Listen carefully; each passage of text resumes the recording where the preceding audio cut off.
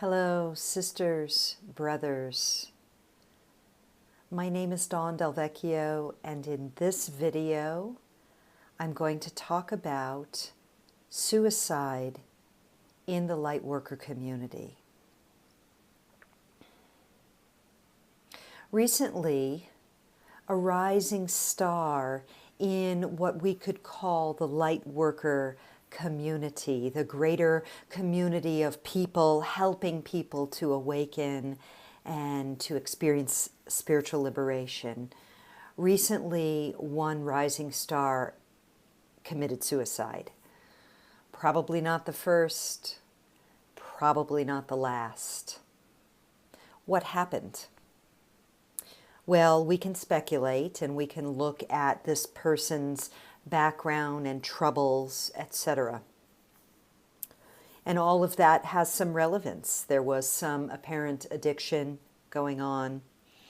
This was someone who did a lot of what we call shadow work. So someone who worked with the shadow material in others to help them bring their shadow to the light and clear it. And I don't know the circumstances, and I didn't know this person very well, just really an acquaintance. However, what is very clear to me is that at this time, it is essential that anyone who is in service to the light, to the awakening, to our spiritual liberation, our spiritual remembering as humans, that we maintain energetic sovereignty on every level: intellectual, spiritual, emotional, and again, the energy body.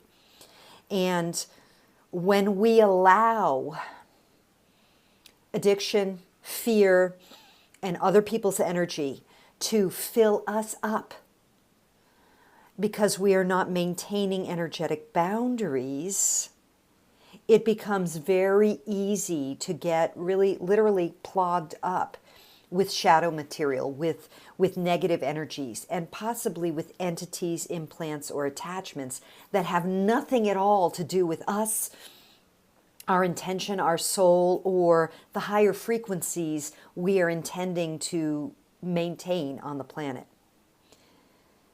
It feels really urgent at this time for light workers, healers, helpers, guides, mentors to consistently and steadily maintain our energetic sovereignty. And I've talked about that in another video, and I just want to emphasize it here. There are some of us who come to this planet ready to do big things. And the bigger the things are we intend, the more vulnerable we are to being undermined. So the person I am referring to, or I referred to at the beginning of this video, who has chosen to end their life, did so because of the inordinate amount of dark energy, whatever that energy was, the darkness of the psyche, overwhelming them so that they could not find necessarily the way out. And I too have been down what I call down the well. I have been pulled many times down the well, pulled by fear, pulled by self-doubt, pulled by old childhood implants, maybe previous life stuff. It has been such a trust walk, such a walk on the edge of a blade at times, to clear out, to go in and to clear out the fear, to clear out the frequencies that weren't even mine, to clear out the old lifetime stuff, to clear out the bullshit stories, to clear it out so that I could keep coming back to center. So I'm at a point in my life right now where I have to be very careful with my diet. I really can't drink anymore. I certainly don't imbibe in any consciousness-altering things at all. Not because I have prudish judgments about them, but because I recognize that these are all possible doorways that allow in other energies that are not my own, that compromise my energetic sovereignty. And my feeling is that among those of us who are here to bring the light, we have to maintain our boundaries even more so than in years past. Those of us who've been on a path for decades, it used to be a lot easier to get away with things we can't get away with anymore. And I feel that if we don't really begin to or continue to walk our talk personally in the private, secret corners of our lives, that we too will find ourselves having a hard time getting out of the well of darkness. We too can easily find ourselves looking at suicide as a reasonable option over tolerating the suffering we're dealing with. It is my deepest wish that each and every one of us on this planet rise up into the light, that as every one of us rises, we lift others with us.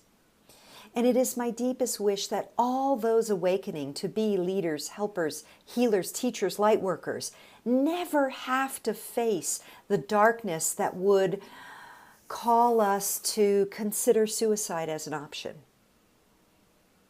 And yet I know that there are those of us who are here specifically to assist with shadow work, to assist others in facing their own deepest fears. And that in order to do that, we must know what that shadow is. We must be down in the well of our own loathing, self-hate, fear, anxiety, rejection, trauma from early childhood, from recent times, or from other lifetimes. That we must know that in order to be able to assist others in their own transformation. So if you are someone who is in that dark place now, or feel vulnerable to going back down that well again, first of all, please know that while suicide may feel like an option sometimes, it's not the only one. If your deepest calling is to serve the light, then remember that in those darkest hours and reach out to your loved ones, family, friends, counselors, others who are holding the light, who are more able right now to be in the place of their own illumination. Do that because your light is needed, and the experience of that depth of despair that you may have is also needed. It's also needed. Get the help you need and reclaim your energetic sovereignty. Begin to clear your field of what I call OPE, other people's energies, attachments, entities, fear frequencies, addictions, substances, toxic food. Clear the energy field, get the help you need, because the darkness that you know is actually part of the service that you can provide others. Yes, suicide is an option sometimes. I hope that we don't actually see more light workers choosing that path, however, because we're so needed right now. So reclaim your energetic sovereignty. Step into the light. Yes, if you need to go down into the darkness to explore it, to know it, to remember it, or to remember that you don't want to be there anymore, do it. Get the help you need. Come back out so that that knowledge and experience can serve others. We need you. We need all hands and hearts on deck right now to assist in the awakening on this planet. I love you very much. Thank you.